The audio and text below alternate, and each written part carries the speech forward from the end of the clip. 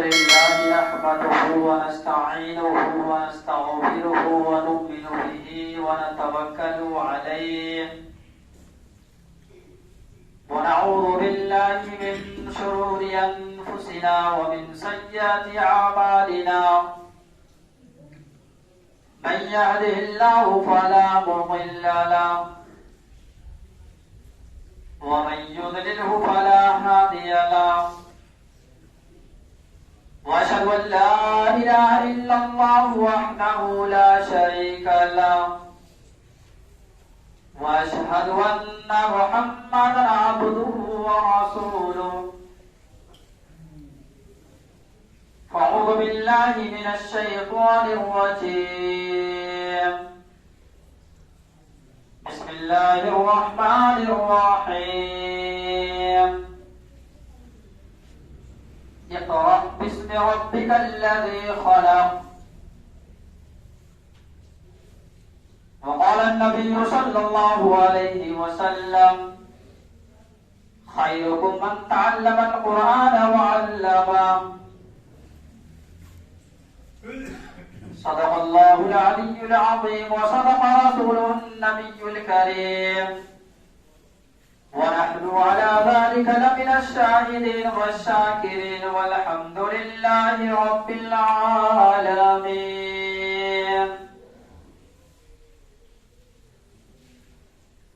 मेरे मोहतरम बुजुर्गों और मुअज़्ज़ज़ सामीन किराम और हाजिरीन जुमा, ये अल्लाह तबारक व तआला का बहुत बड़ा एहसान और करम ये हुआ कि अल्लाह ताला ने हमें और आपको तकरीबन 18,000 मखलूकात में से अल्लाह ने हमें चुना।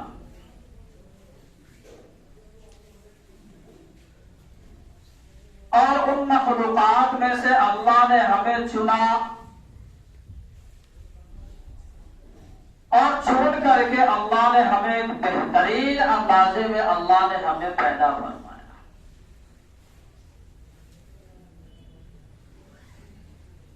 अल्लाह ने इंसान को इतना खूबसूरत और इतना बेहतरीन अंदाजे से अल्लाह ने पैदा फरमाया है। अल्लाह ताला इंसान की तख्लीक जिस अंदाज से फरमा रहे हैं, वही तख्लीक, वही तस्वीर, वही नक्शो निगार जब एक इंसान बनाता है तो उस इंसान को जो है, जब वो किसी की तस्वीर बनाता है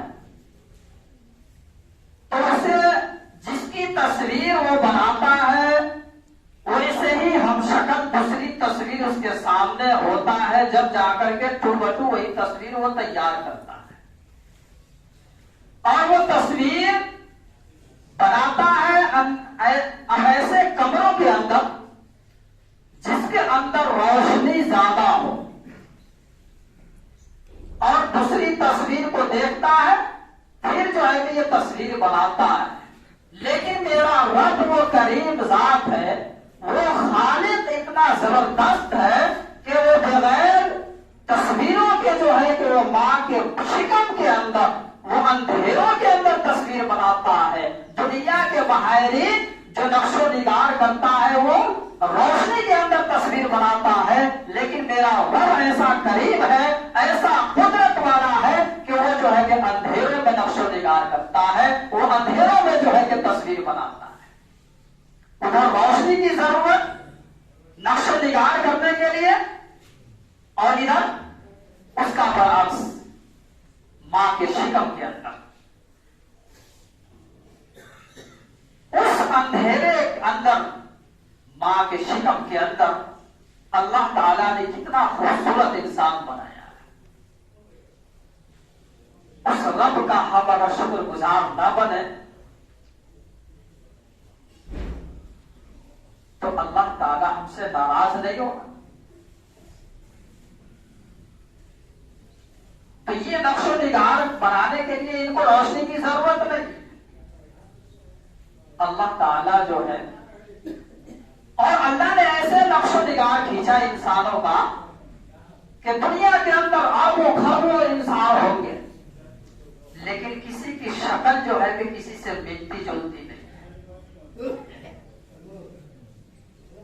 वो कैसा नक्शा खींचने वाला जात है। एक ही मां के पेट से आ रहा है, लेकिन शक्ल जुदा जुदा है। इससे अल्लाह ताला की बड़ाई और उसकी किबरियाई जो है हमें और आपको पहचानना है कि अल्लाह ताला ने इतनी सारी मखलूकात में से अल्लाह ने हमें और आपको चुना है और खूबसूरत बनाया है। कितना खूबसूरत इंसान, और वो भी जब इतने खूबसूरत इंसान को अल्लाह ने पैदा फरमाया, तो जो आदमी जितना खूबसूरत होता है, जितना बेहतरीन होता है, तो उसके ऊपर जिम्मेदारी भी होती है।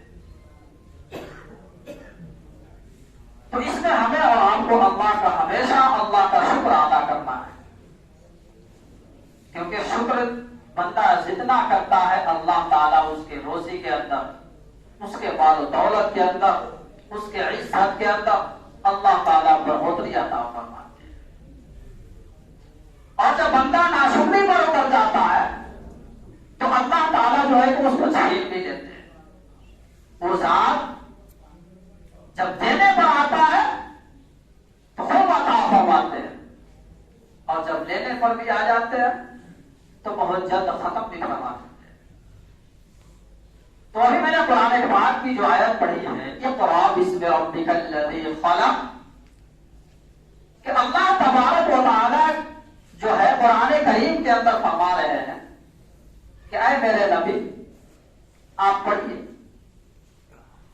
अल्लाह के रसूल सल्लल्लाहु अलैहि वसल्लम के पास जो पहली वही आई थी, अल्लाह ताला ने यूं नहीं फरमाया कि जाओ मेरे नबी से कहो कि वो नमाज की ताकीद करे, वो नमाज पढ़े, वो रोजा रखे, वो दूसरी इबादत ज्यादा से ज्यादा करे। क्या सबसे पहले क्या वही आई अल्लाह के रसूल के पास? इक़रा। क्या आया? इक़रा। क्या है मेरे नबी आप पढ़िए।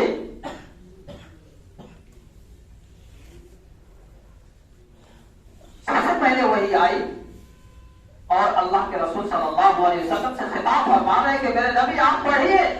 अल्लाह के रसूल फरमाते हैं कि मुझे पढ़ना नहीं आता है, मैं तो पढ़ना जानता ही नहीं, तो मैं कैसे पढ़ूं?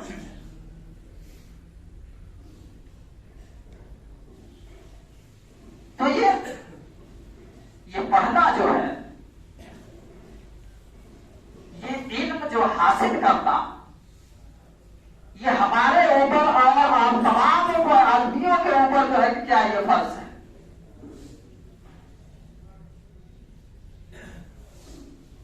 और दूसरी हदीस में अल्लाह के रसूल फरमाते हैं कि तुम में सबसे बेहतर आदमी वो है जो कुरान को सीखे और दूसरे को भी सीखना है। सबसे बेहतर आदमी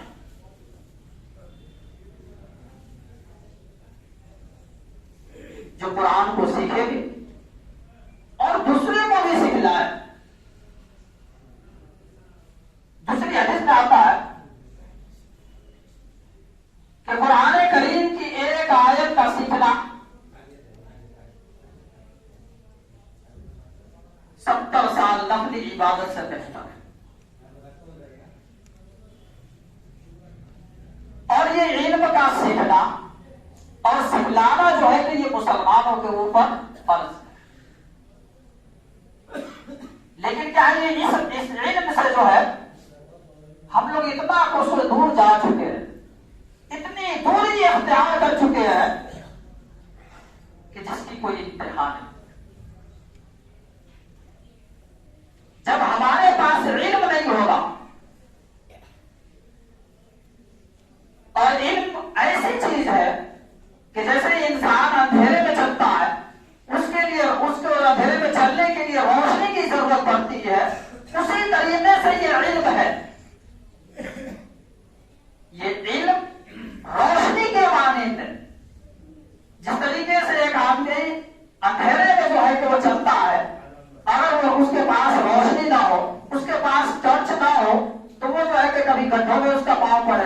कभी जो है कि वो नदी नाले में उसके पांव पड़ेंगे और वो आदमी जो है कि हलाक होने का उसको डर।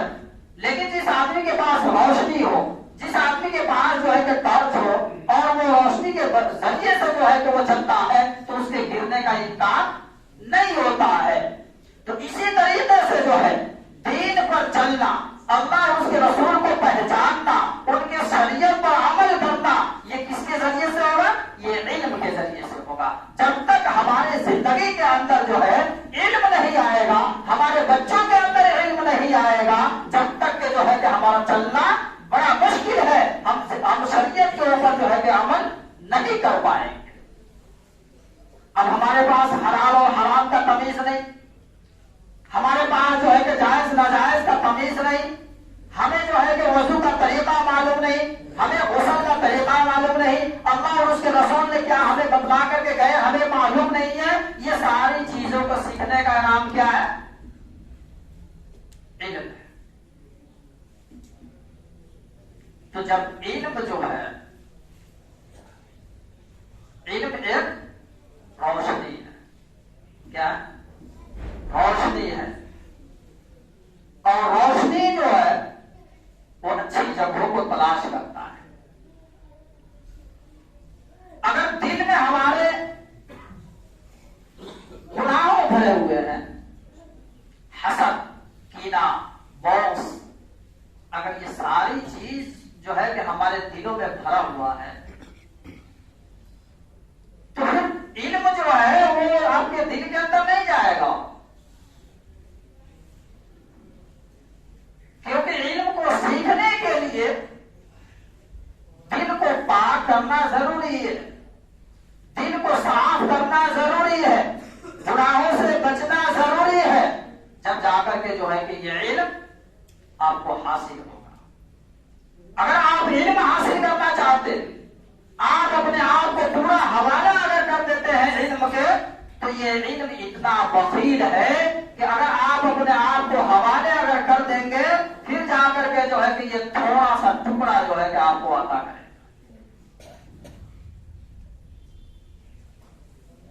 आज हम सब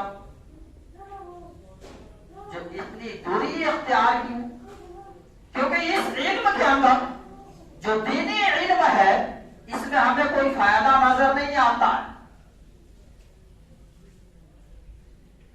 फायदा हमें दुनियावी इल्म में नजर आता है कि हमारा बेटा इंजीनियर बन जाएगा, हमारा बेटा जो है कि वो पायलट बन जाएगा, डॉक्टर बन जाएगा, वो लाखों लाख रुपया कमाएगा। जब जाकर के हम अपने जायदाद को भी बेच देते हैं, अपने मकान को भी बेच देते हैं, उसकी पढ़ाई में खर्च करते हैं। बेटा यहाँ नेपाल के अंदर नहीं पढ़ता है, बेटा अगर चाहता है वो अमेरिका के अंदर जाता है पढ़ने, हमारे पास कैपेसिटी नहीं है पढ़ाने की, लेकिन फिर भी घर बेच करके जो है कि उसको दुनियावी पढ़ाई पढ़ा करके उसको ग्रेजुएट बना देते हैं, उसको डॉक्टर बना देते हैं, उसको जो है कि इंजीनियर बना देते हैं। क्यों? ताकि हमारा बेटा जो है वो आलीशान बंगला में बैठेगा और वो जो है कि लाखों लाख महीना कमाएगा। लेकिन याद कर ले, वो बेटा आपका कामयाब नहीं, जो आपने दुनियावी हासिल तालीम किया उसको दिया है, कभी आपकी कदर नहीं कर सकता हो।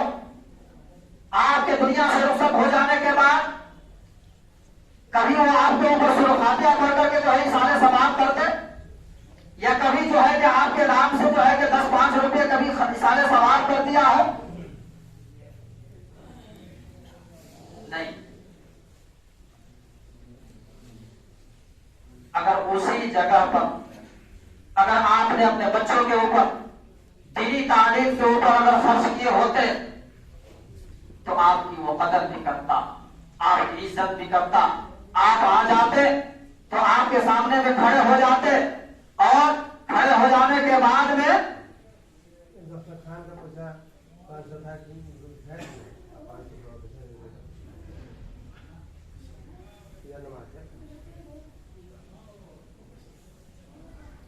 अगर आपने इस पैसे को अगर दीनी तालीम में खर्च करते, अपने बेटे को जो है कि आलिम या हाफिज बनाते, आपके दुनिया से जाने के बाद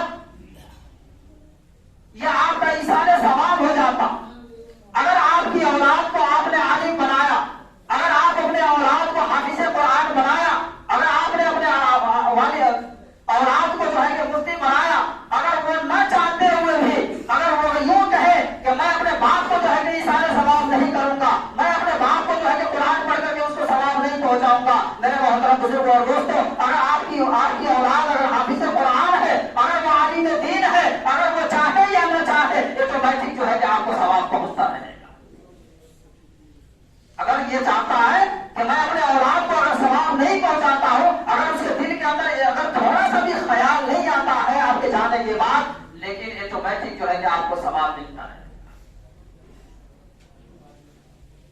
तो हम और आप अपने बच्चों को दीनी तालीम से दूर इसलिए रखते कि ये मौलवी बन करके हमको क्या दे देगा, ये क्या देगा, ये 10-20 हजार रुपये कमाएगा, ये अपनी जरूरतें पूरी करेगा, हमें क्या देगा ये? जाहिरी तो कुछ नजर नहीं आएगा, जाहिरी तरीके से कुछ नजर नहीं आएगा, लेकिन इसका बातनी जो आप अंदाजा लगाए तो पूरी दुनिया की दौलत एक आलिम दीन या हाफिज कुरान के कदमों में रख के फिर भी उसका तुलना नहीं कर सकता है। इसका वो मकाम है कि एक तालिब इल्म जब वो अपने घर से जब चलता है इल्म हासिल करने के लिए मदरसे तक, तो फरिश्ते जो है कि वो अपना पर बिछा देते हैं उस बच्चे के लिए। इससे अंदाजा कीजिए कि उस बच्चे का मकाम क्या है।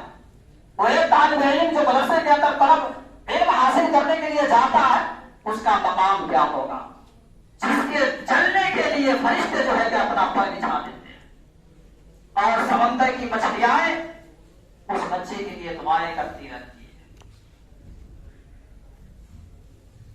तो आज हम और आप इतनी दूरी जो इख्तियार करे हुए हैं, इस दूरी से जो है कि हम सब अपने आप को सोचे कि आज हमारे पास इल्म ना होने की वजह से आज हमें शरीयत का तरीका हमें मालूम नहीं है, हमें कुरान और हदीस के बारे में हमें इल्म ना होने की वजह से मेरे मोहतरम बुजुर्गों और दोस्तों, समाज के अंदर इतनी गंदगियां फैली हुई है जिससे जो है कि सुन करके इंसान तंग आ जा रहा है, जहन पक जा रहा है कि जितनी खराबियां हमारे मुसलमानों के अंदर है इतना किसी के अंदर नहीं।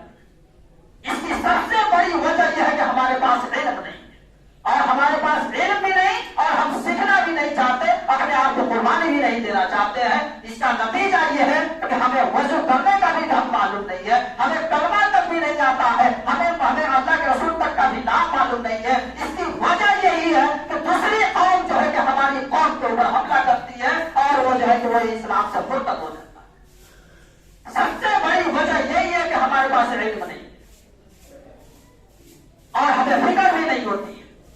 हमें बच्चों को क्लास करना है, हमें हमारा बच्चा कल कॉलेज जाएगा, स्कूल जाएगा, उसकी तैयारी रात से ही हो जाती है और बच्चे को जो है कि साफ सुथरा कपड़ा पहना करके उसको तेल साबुन लगा करके जो है कि बच्चे को भेजा जाता है। लेकिन वही बच्चा अगर मकातिब के अंदर या मदारिस के अंदर अगर आप भेजते हैं, बच्चे को जो कोई सफाई नहीं, उसकी कोई कपड़ा जो है कि साफ सुथरा नहीं, जो ही बिस्तर से उठा और बच्चे को भेज देते हैं मदरसे। तो ये ऐसे ही नहीं आ जाएगा। ये इल्म अल्लाह के रसूल की हदीस है, अल इल्म नूर, इल्म एक रोशनी है और सही चीज और साफ सुथरी चीज जो है वो गंदी जगह में नहीं जाया करती है। अगर हमारा बदन पाक नहीं है, हमारा दिल पाक नहीं है, हमारा जिस्म पाक नहीं है, तो वो इल्म हमारे जिस्म के अंदर सरायत नहीं करेगा। मेरे मोहतरम बुजुर्गों और दोस्तों, उसको सरायत करने के लिए जिस्म का पाक होना जरूरी है, दिल का पाक होना जरूरी है। और ये पाकी कैसे होगी? हलाल कमाइयों से बदन की पाकी होगी और हसद, दोस्त, गिरा, ये सारी चीजों को अपने दिल से अगर निकालेंगे जब जाकर के आपका दिल पाक होगा।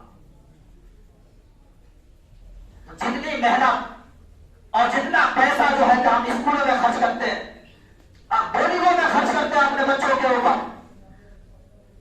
उतना पैसा खर्च ना करके थोड़ा सा अगर पैसे जो है कि अपने बाल बच्चे के ऊपर अगर खर्च कर लेते हैं तो वो कुरान और हदीस के जानने वाले हो जाएंगे। फिर आपकी दुनिया भी समझ जाएगी और आखिरत भी समझ जाएगी और उस बच्चे की भी जिंदगी जो है कि समझ जाएगी। एक हाफिज कुरान का जो मकाम और मर्तबा अल्लाह ने फरमाया है कि हाफिज कुरान के माँ बाप को जो है कि ऐसा ताज पहनाया जाएगा कल क़यामत के दिन जो सूरज से भी ज्यादा जो है कि चमकता हुआ, ज्यादा उससे भी ज्यादा रोशन जो है कि ताज पहनाया जाएगा। ये किसका मकाम है? हाफिज कुरान के माँ बाप का। अब इसे अंदाजा कीजिए कि जिसका लड़का हाफिज कुरान है उसके माँ बाप को ऐसे इज्जत और एहतराम के साथ उसको नवाजा जाएगा, तो बताइए कि उस हाफिज कुरान का क्या मकाम होगा।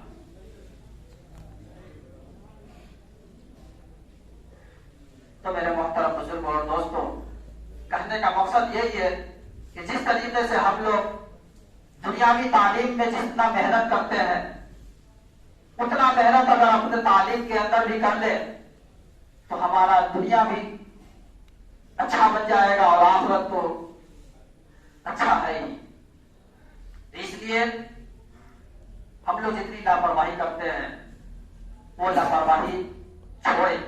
हर कौम जो है कि आगे बढ़ी है तो वो इल्म की बिना पर ही आगे बढ़ी है, चाहे वो दुनियावी इल्म हो या दीनी इल्म हो। जब तक हमारे पास इल्म नहीं होगा हम आगे नहीं बढ़ सकते हैं। तो आगे बढ़ने के लिए हमें इल्म का सीखना जरूरी होगा, अपने बच्चों को ताकीद करना जरूरी होगा, अपने बच्चों को जो है कि दीनी तालीम देना जरूरी होगा। जब जाकर के हम अल्लाह और उसके रसूल के जो है कि पहचानेंगे, उनके शरीयत के ऊपर जो है कि हमें अमल करना आसान हो जाएगा। तो इंशाअल्लाह अल्लाह ताला से दुआ करें कि अल्लाह ताला हमें भी और आप तमाम हजरात को कहने सुनने से ज्यादा अमल करने की तौफीक अता फरमाए। वमा अलैना इल्ला